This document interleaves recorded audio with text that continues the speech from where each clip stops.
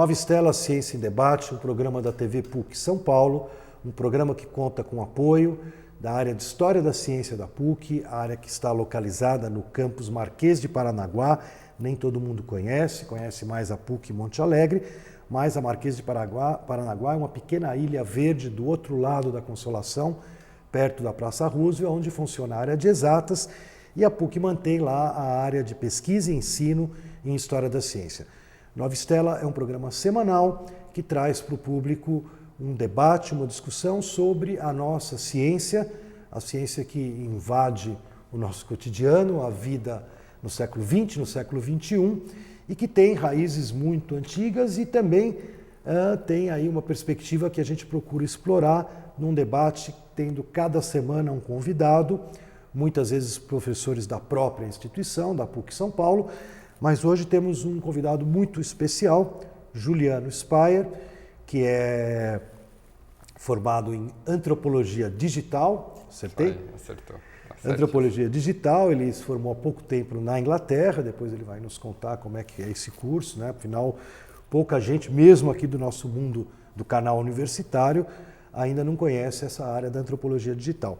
Mas eu queria apresentar o Juliano, inclusive, que é alguém com quem eu trabalhei no início dos anos 2000, né, da primeira década do século milênio, num projeto muito bacana. O Juliano já militava nessa área de redes e comunidades digitais, sociais digitais, com um projeto Leia Livro, né, onde a gente colocou durante alguns anos aí no ar mesmo, porque além da plataforma digital, a gente tinha um programa na rádio, né, e a gente conseguia reunir pessoas do Brasil inteiro lendo, né, era um projeto de incentivo à leitura, lendo e comentando, dando dicas de leitura, né. Juliano, vamos começar pelo final, né? O que é antropologia digital? O que você é formado? Apresente-se aqui para o nosso público. Primeiro, muito obrigado. Sabe, é uma alegria trocar ideias com você, que é uma pessoa com quem a gente já tem interlocução há 20 anos, né? Desde o América 92, que a gente Faz 20 conhece. anos agora, né? Desde o departamento... Explica para o público, então, né, o que foi o América 92. América 92 foi um evento que convidou a comunidade acadêmica, né, principalmente nas ciências humanas, a repensar o descobrimento, a chegada dos europeus na América. Por isso estava fazendo ali 500 anos da chegada do Colombo à América, e houve esse grande congresso que aconteceu em alguns lugares do Brasil e também, principalmente aqui em São Paulo, envolvendo a PUC, envolvendo a USP também. O Zé Luiz foi o tesoureiro e organizador. Você cuidava da moçada. E eu era peão na época da graduação e a gente se divertiu muito. Assisti poucas palestras, mas foi muito divertido. Pois é, quem ficar interessado, né,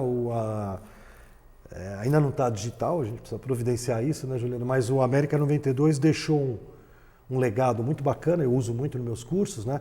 Que são 9 volumes, tinham 9 áreas temáticas, incluindo a história da ciência, né? Com os anais de tudo que foi apresentado. Então é uma coleção de 9 volumes, poucos congressos no planeta Terra conseguiram essa façanha, né? de ter o número de trabalhos apresentados, né? Acho que 1.500, 2.000 trabalhos, né?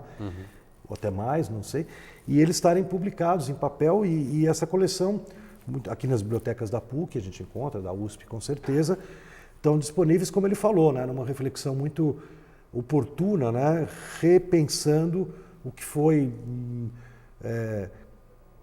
1492, a chegada, né, dos europeus na América, visto 500 anos depois, em 1992. Né? Eu não me lembro de ter visto um congresso tão exuberante de perspectivas, né? A nossa escola, o Departamento de História da USP, parou, enfim, durante toda essa temporada. Todos os estudantes tiveram envolvimento, ou assistindo, muitos trabalhando. Então foi... A gente tinha um exército de monitores, foi muito bacana. Um exército de monitores, foi uma experiência de troca incrível. Depois a gente foi para o Rio de Janeiro, fizemos o América 92 no Rio. É verdade. E depois, não sei se você foi também conosco, para Buenos Aires, num segmento menor, que foi o Sefarado 92. Daí era um pouco mais focado na questão judaica, expulsão dos judeus da Península Ibérica e a chegada na América, né? Mas eu também nunca participei de um congresso que teve 3 sedes, né? Uma semana em São Paulo, uma semana no Rio e mais um fim de semana prolongado em Buenos Aires. Né? Deixou 9 livros, trouxe gente do mundo inteiro. Né? A história da ciência, a nossa área, até talvez por eu estar sentado ali na tesouraria, a gente deu uma força grande para a área. Eu vou te falar, com o nível da seleção dos professores, não teve nenhum outro congresso no mundo, na história da ciência, que pôs todo mundo junto, né? Que tinha recursos para trazer gente da Europa, Oriente Médio, América Central, quer dizer, o planeta inteiro, onde tinha história da ciência, a gente trouxe alguém legal. Foi muito assim, especial. Bom, daí a gente trabalhou junto lá, depois passou aí 10 anos trabalhamos no Leia Livro. Né? No Leia Livro e estamos aqui ensaiando novidades para o 2012. Quem sabe. Então, a antropologia, acho que contando um pouquinho a história de onde eu vim, que é o Departamento de História, eu me senti ao mesmo tempo muito interessado pela questão das pessoas, da sociabilidade, enfim, como que a gente se organiza enquanto sociedade, mas ao mesmo tempo não me identifiquei com o curso, então saí por aí pela vida, né? E na metade dos anos 90 caiu no mundo, né, a bomba da internet, enfim, ela se tornou em 95 uma realidade para o brasileiro, que você podia contratar um serviço de acesso, que naquela época era por telefone, fazia um barulhinho engraçado, né? E daí você acessava aquilo dali e eu fiquei absolutamente apaixonado pela aquela ferramenta. Comecei a bater na porta de pessoas para tentar me transmutar de historiador em alguma coisa que fazia internet, que eu não sabia o que era direito. Acabei me tornando jornalista, entre aspas, desse meio e fui me colocando ali naquilo que, para mim, chamava mais atenção, que é essa experiência que a internet propicia de pessoas sem uma organização central construírem coisas juntas, né? E que a gente, às vezes, põe o nome de colaboração. E isso, na época, enfim, não tinha curso universitário nenhum, nem se sonhava, né? Era uma coisa que ainda borbulhava no chão da cultura, né? Não tinha sido transformado em conhecimento formal ainda. E nesse contexto todo, eu vivi uma experiência de aprendizado exuberante mesmo, né? Que você, estando trabalhando na área, você vivia em contato com programador, com designer, enfim, todo esse grupo de profissionais que naquele momento inventava a internet, né? E pensava, por exemplo, como é que fazia chat com celebridade. Você não tinha uma receita pronta, você podia ir testando até você encontrar uma solução que gerasse um resultado mais interessante. E daí passou a bolha da internet, né? No final dos anos 90, muitas empresas faliram. Para quem não sabe, a bolha da internet foi esse momento em que o mercado estava tão aquecido com as ações das empresas de internet tão supervalorizadas que teve uma quebradeira total, as pessoas começaram a vender as suas ações e no final das contas muita gente ficou desempregada, muita empresa fechou. Isso foi no final dos anos 90, começo do 2000. Isso foi a quebra do .com, eu lembro, né? Exatamente. Assim que foi conhecida, porque, só para detalhar um pouquinho a história interessantíssima que o Juliano está nos contando, né? No começo dos anos 90, né, o que existiu no primeiro momento era e-mail. Né? Acho que o e-mail foi o primeiro momento da internet. O e-mail, como até hoje, né, a gente manda, a pessoa abre, a pessoa manda, você abre. Você pode mandar para uma lista, mas não há uma interatividade online. Uhum. Né? Nunca houve no e-mail. O e-mail é o e-mail, é uma carta, né, que virou digital e que corre os cabos, satélites, ondas e tudo mais. Logo junto ao e-mail vem o que você falou, vem o .com, vem o site. Né?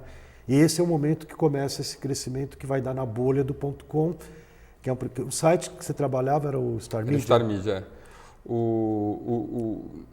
a internet começou com e-mail, né? Na verdade. É curiosa a história da internet, não quero abrir mais uma bolha de conversa aqui, mas a internet surgiu por engano, não sei se você sabe, Zé.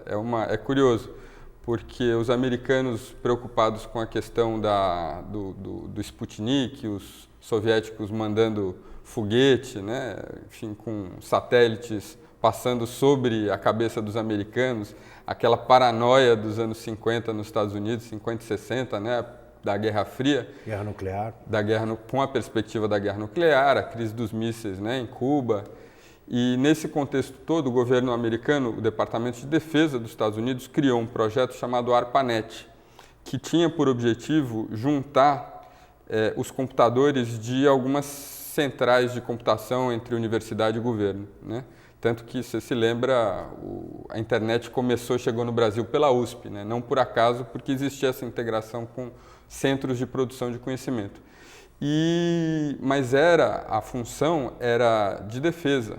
Eles queriam ter um mecanismo que possibilitasse que, sendo o país atacado por mísseis, aqueles dados pudessem ser preservados por uma rede, né, que fizesse, enfim, esse link entre os grandes computadores, de maneira que o país não parasse, né, nessa situação de ataque.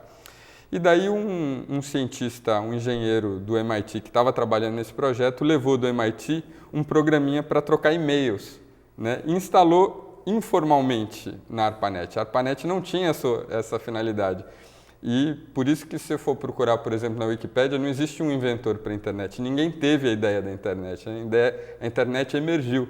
E, curiosamente, 2 anos depois, 70% do tráfego de dados da ARPANET era por e-mail, né? E não especificamente por esse negócio da pessoa mandar e-mail um para o outro, mas porque o e-mail ele possibilita a conversa em grupo. E esse é o grande diferencial da internet enquanto plataforma de comunicação, né? Ela possibilita uma coisa que até então era praticamente impossível. Você tinha no rádio PX, aquele rádio amador, né? Que é você ter a interatividade do telefone e, ao mesmo tempo, você conseguir falar com grupos de pessoas ao mesmo tempo, que é o que a televisão, o rádio, o jornal fazem, né?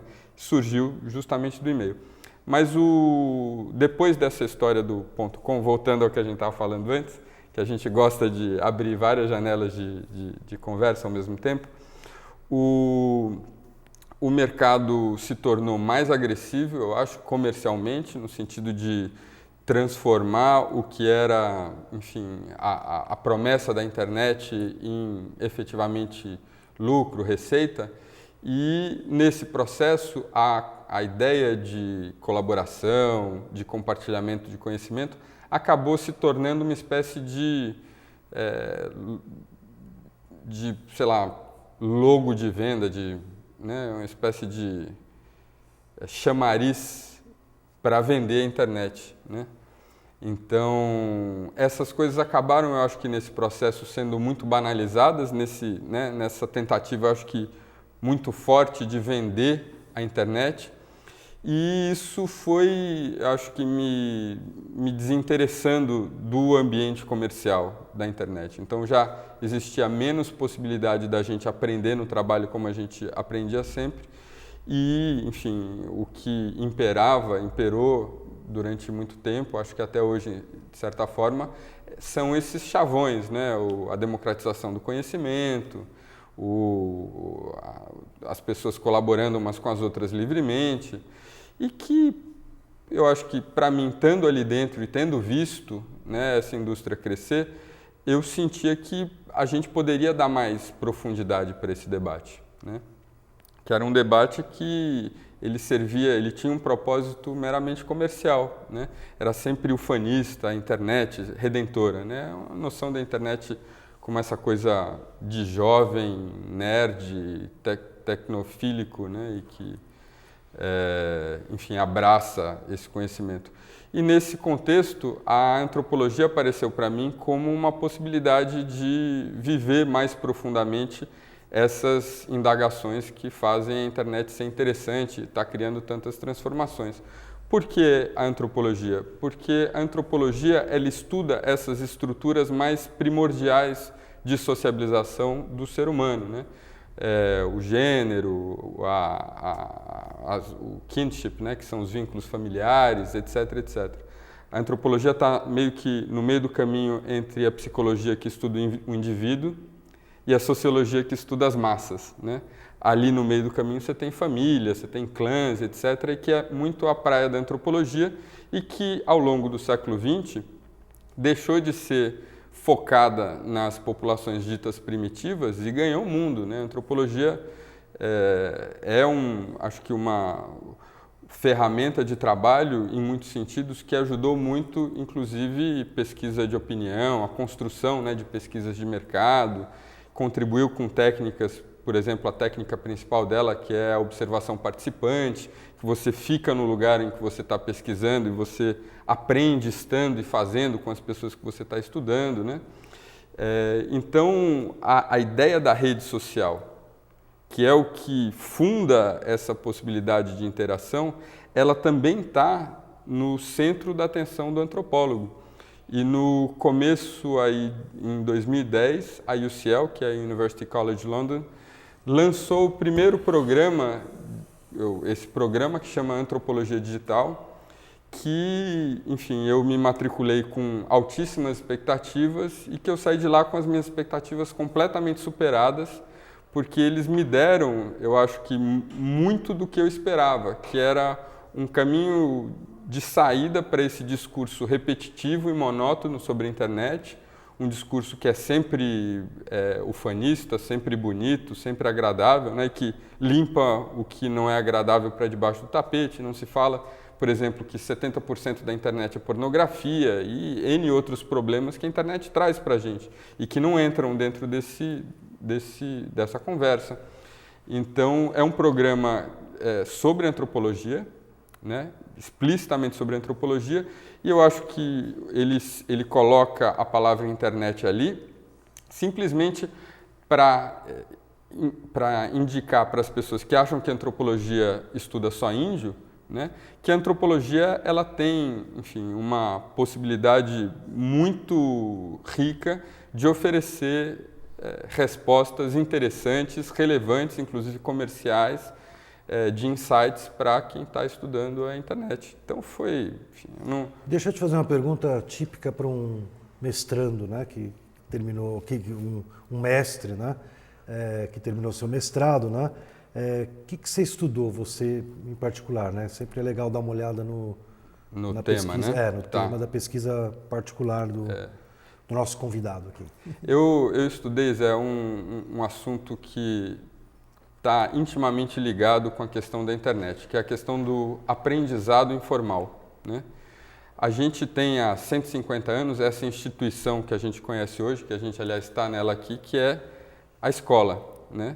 Então, na escola você tem esse espaço separado hierarquicamente entre o que detém o conhecimento e o que carece do conhecimento, e isso vem, enfim, dentro de um modelo de educação criado durante a Revolução Industrial, provendo o mundo, enfim, de seus futuros formadores, né, nas áreas diversas. Agora, antes de 150 anos, né, mais ou menos do século XIX para trás, como é que a gente aprendia, né? E durante os anos 70, uma pesquisadora em particular chamada Jean Leive, que é uma antropóloga que estuda educação da Universidade da Califórnia em Berkeley, levantou essa questão, a questão do aprendizado, apprenticeship, né?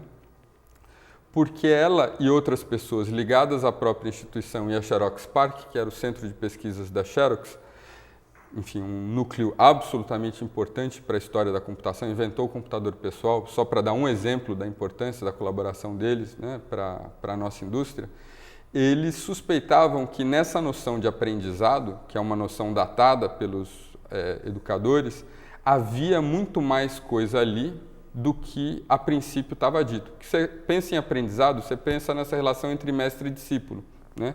O mestre oferecendo o seu conhecimento para o discípulo e o discípulo paga trabalhando, né? E a gente pensa aí nas oficinas da Renascença, dos pintores, né?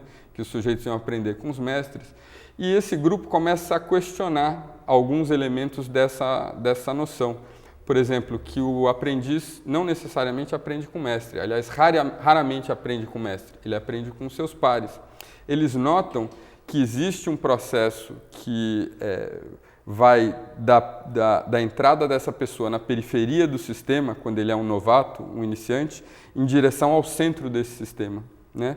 Eles notam, por exemplo, que, além disso, que muito desse aprendizado acontece fora dos espaços de troca comercial, quer dizer que a gente aprende dentro dessa dinâmica em muitos outros ambientes fora dessa da escola. Dessa noção, não da escola, aí dentro dessa dinâmica de criação de conhecimento nas oficinas, né? A gente aprende em outros ambientes também. E a internet, aí já fazendo o link com o meu assunto, a internet é um grande exemplo disso, né? Eu estava falando aqui agora há pouco de como eu aprendi durante os meus primeiros anos trabalhando na indústria da internet. E a gente vê isso hoje em muitas situações, por exemplo, como é que você aprendeu a twittar, Zé? Tweetando. Vendo outras pessoas fazer, imitando essas pessoas, enfim, e trocando ideias com essas pessoas que são os seus pares próximos ali.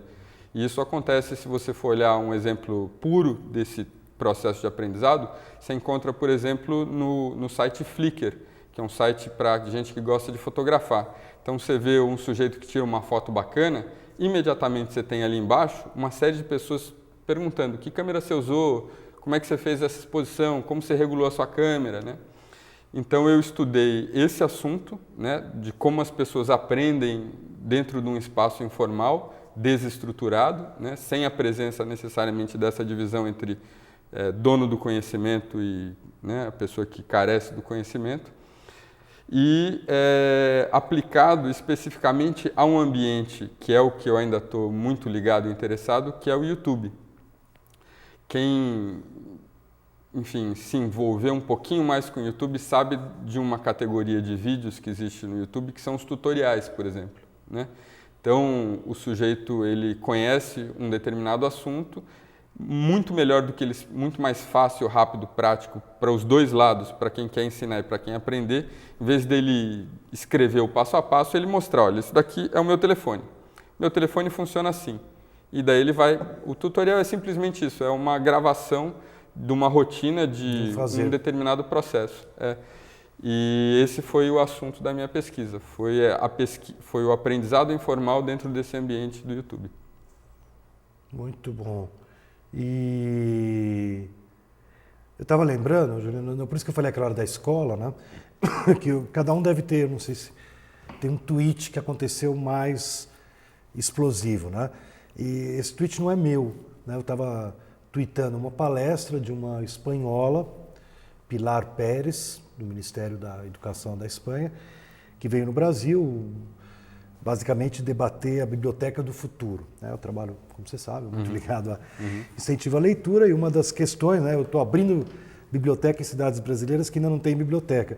E ao mesmo tempo a gente está discutindo o que vai acontecer na Biblioteca do Futuro quando, isso é um assunto para um outro bate-papo nosso, quando os livros virarem digitais, né? Mas essa Pilar veio da Espanha, e por que ela tem um papo muito legal? Porque ela começou primeiro numa das províncias autônomas da Espanha, né? Não foi no governo federal, depois ela se vendeu para o governo federal e foi trabalhar no Ministério da Educação. Ela começou com sites, né, onde ela conseguia principalmente jovens da periferia, de regiões que também tem na Espanha conflagradas, com problemas, drogas, tráfico e tal, enfim, se interessarem, ele chama ler.es, né? Ler em espanhol, ler.es, que é a Espanha. Esse site dela, né, tem música, tem fórum, tem uma série de coisas, né? E ela falou uma frase naquele dia que eu tuitei, e até hoje, né, isso foi em 2010, de vez em quando eu retuito de novo, foi parar no Estadão Papel como a tuitada da semana, que é assim, escolas geograficamente, né, conceitualmente, do 19, como você falou, isso da Revolução Industrial, Inglaterra, na Alemanha, tudo, e elas vão configurando um modelo de fábrica, de produção e de ensino, exatamente o que você explicou, só que ela focou na geografia da sala de aula, né, o mestre, os alunos sentadinhos e tal.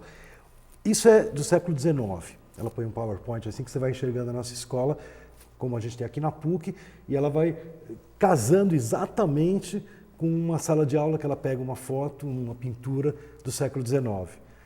Professores do século XX, somos todos nós, que ninguém ainda se formou professor fora do século XX, e alunos do XXI. Então ela brinca dizendo assim, nós estamos com 3 séculos encavalados num momento histórico onde o ensino e a educação está, de certa forma, sendo questionado, né? Ele já vinha sendo questionado nos anos 60, antes da internet, enquanto instituição da sociedade, né? E a partir da internet, como o Juliano nos mostrou e pesquisou no seu mestrado, né? Nasce um outro canal para a gente pensar uma transformação da educação. Mas tudo isso a gente vai ter que discutir em futuros programas Nova Estela, porque o nosso tempo já está terminando. Eu queria agradecer muito o Juliano Spaer, com quem eu interajo há tanto tempo. Fico contente que você siga aí realizando coisas, né? E seguindo nessa vanguarda, né? Não só no fazer a internet, mas agora também numa reflexão teórica, acadêmica, né? Espero que tudo isso junto auxilie esse processo de transformação. E a gente aqui no Nova Estela sempre costuma dizer, né, que assim como novas estrelas surgiram há séculos e séculos atrás e mudaram a cabeça das pessoas, né, na Renascença, no final da Idade Média, agora, né, no século XXI, novamente pintem, né, novas estrelas, novas estelas no céu, na mente das pessoas, e a gente possa seguir, né, numa nova transformação social.